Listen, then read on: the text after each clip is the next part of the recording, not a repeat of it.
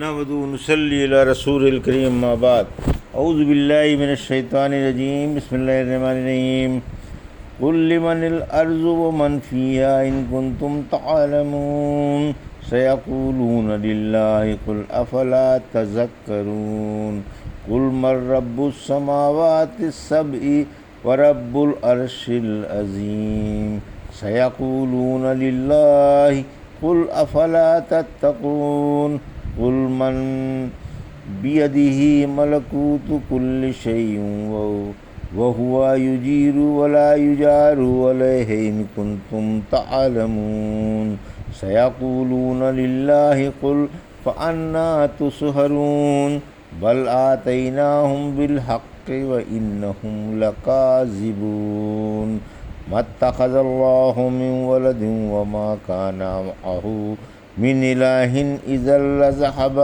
کل الہ بما خلق ولعلی بعضهم علی بعض سبحان اللہ عما یصفون عالم الغیب والشہادۃ فتعالی عما یشرکون۔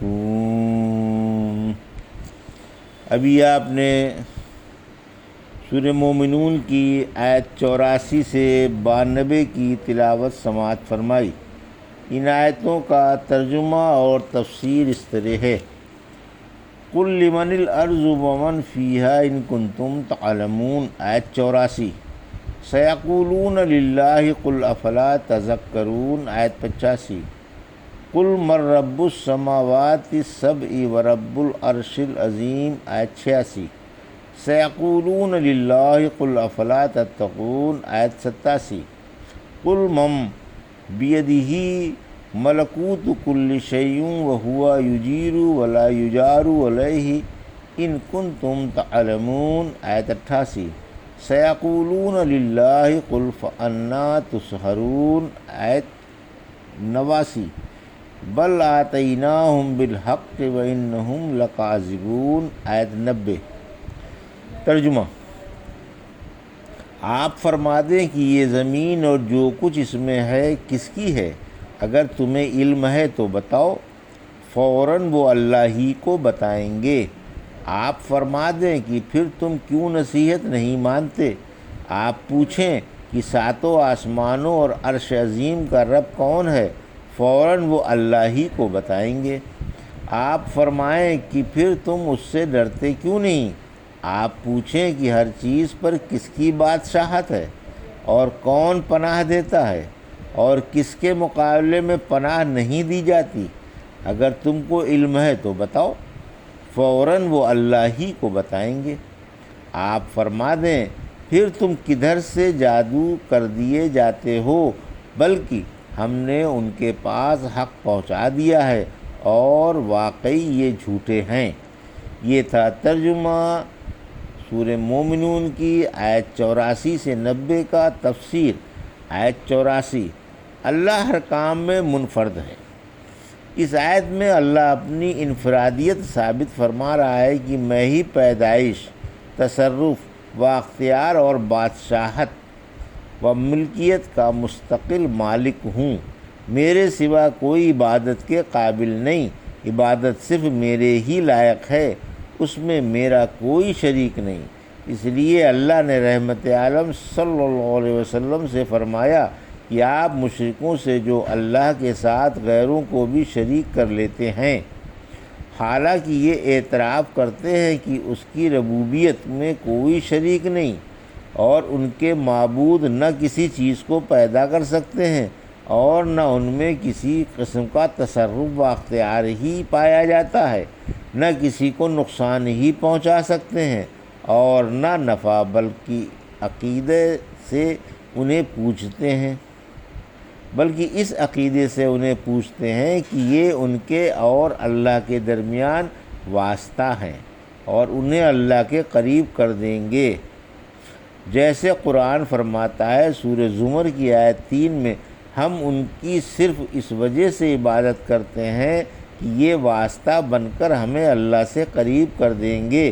فرما دیں زمین کا اور اس کی تمام کائنات کا کون مالک و خالق ہے؟ اس پر حیوانات، نباتات، جمادات، پھل پھول اور ہر قسم کی مخلوق کس نے پیدا کی؟ اگر تم کو علم ہے تو بتاؤ۔ آیت 85، یہ یقیناً یہی جواب دیں گے کہ زمین کا خالق و مالک اللہ ہے، جو اکیلا ہے اور جس کے کسی کام میں کوئی شریک نہیں۔ جب یہ بات ہے کہ اللہ ہی خالق و مالک ہے تو عبادت بھی اسی کی کرنی چاہیے۔ عبادت کا حقدار بھی وہی ہے، اس کے سوا نہ کوئی خالق ہے اور نہ حقدار عبادت۔ کیا تم اتنی سی بات کو بھی نہیں سمجھ سکتے کہ عبادت خالق و رازق ہی کی کرنی چاہیے، غیروں کی نہیں؟ آیت 86، آپ ان سے پوچھیں کہ ساتوں آسمانوں کا رب کون ہے اور کون عرش عظیم کا مالک ہے؟ کون عالم بالا کا؟ میں اس کے روشن تاروں کے اور عبادت گزار فرشتوں کے خالق ہے، اور عرش عظیم کا جو تمام مخلوق کی چھت ہے کون مالک ہے؟ رحمت عالم صلی اللہ علیہ وسلم نے فرمایا، اللہ کی شان بڑی عظمت والی ہے۔ آپ نے ہاتھ سے ایک گنبد کی طرح بنا کر فرمایا کہ اس کا عرش آسمانوں پر اس طرح ہے۔ آیت 87، اب بھی وہ یہی جواب دیں گے کہ اللہ۔ پھر جب تم اس بات کا اقرار کرتے ہو تو اس کے عذاب سے ڈرتے کیوں نہیں؟ اس کی عبادت میں غیروں کو کیوں شامل کر لیتے ہو؟ ابن عمر رضی اللہ تعالیٰ عنہ رحمت عالم صلی اللہ علیہ وسلم اکثر ایک عورت کا یہ واقعہ بیان فرمایا کرتے تھے کہ جاہلیت کے زمانے میں پہاڑ کی چوٹی پر ایک عورت رہتی تھی، اس کے ساتھ اس کا بیٹا بھی تھا، یہ بکریاں چرایا کرتا تھا۔ ایک روز اس کے بیٹے نے پوچھا، امی جان تمہیں کس نے بنایا؟ بولی اللہ نے۔ پوچھا ابا جان کو؟ بولی اللہ نے۔ پوچھا اور مجھے؟ بولی اللہ نے۔ پوچھا اور آسمان کو؟ بولی اللہ نے۔ پوچھا اور زمین کو؟ بولی اللہ نے۔ پوچھا اور پہاڑوں کو؟ بولی اللہ نے۔ پوچھا اور بکریوں کو؟ بولی اللہ نے۔ بولا میں اللہ کی عجیب شان دیکھ رہا ہوں۔ یہ کہہ کر وہ تھر تھر کانپنے لگا اور اس کے دل میں اللہ کی ہیبت اس قدر سمائی کہ پہاڑ سے گر پڑا اور چل بسا۔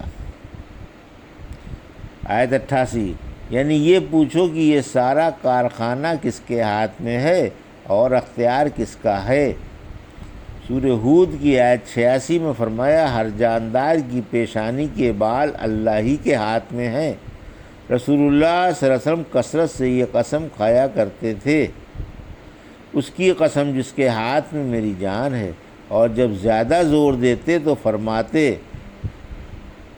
لا مقلب القلوب، دلوں کے الٹنے پلٹنے والے کی قسم۔ بہرحال حق تعالیٰ سبحانہ و خالق و مالک اور مختار و مطلق ہے۔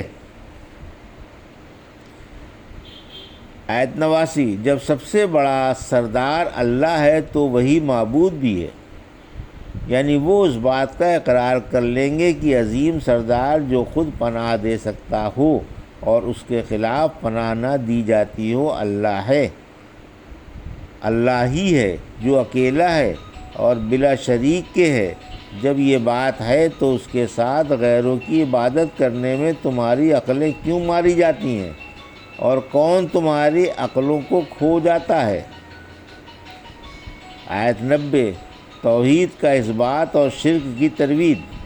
سچ تو یہ ہے کہ ہم نے ان کے پاس حق پہنچا دیا ہے، انہیں لا الہ الا اللہ کی خبر دے دی، توحید پر صحیح دلیلیں اور براہین قاطع پیش کر دی ہیں۔ یقیناً یہ اللہ کے ساتھ غیروں کی عبادت کرنے میں جھوٹے ہیں اور ان کے پاس شرک کی کوئی دلیل نہیں ہے۔ سورہ مومنون کی ہی آیت 117 میں فرمایا، اور جو اللہ کے ساتھ کسی دوسرے معبود کی عبادت کرے جس پر اس کے پاس کوئی دلیل نہیں، اللہ اس سے باز پرس کر کے رہے گا۔ یقیناً وہ ایسے کافروں کو کامیاب نہیں فرماتا۔ معلوم ہوا کہ مشرک کسی دلیل کی روح سے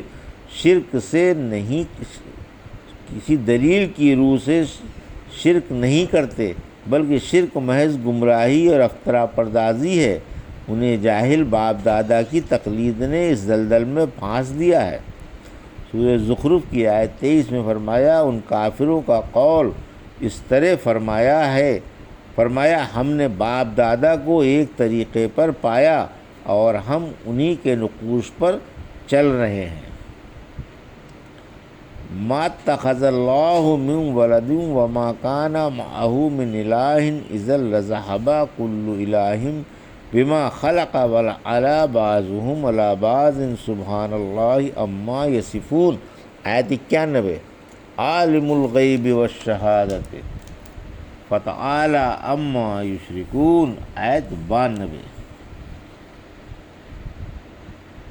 ترجمہ: اللہ نے کوئی بیٹا نہیں بنایا اور نہ اس کے ساتھ کوئی اور معبود ہے، ورنہ ہر معبود اپنی مخلوق پر قابض ہوتا اور ایک دوسرے پر غالب ہونا چاہتا۔